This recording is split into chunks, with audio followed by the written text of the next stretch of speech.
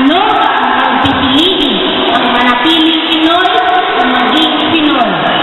Laki na talaga ang pinagbago ng marami sa ating mga Pilipino.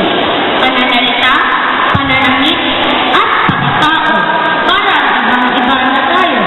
Influensya ng madayuhan, tatanggapin ba natin ang pangangalaga hanggang sa tayo ay nakabunan at mag-iba ng tuluyan o manatili tayo kapatulo pagka-Pilipino'y buo-buo sa tatakan at lubos, hindi biro, sa banyaga, sarado at puso.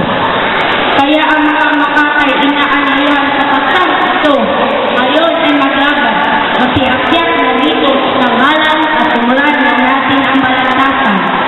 Usapang ito, bayo ang aking sagot. Sa bayan, di ako alagot.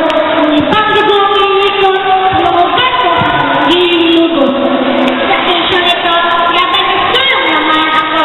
Tatanapin ang anumang pagbabago.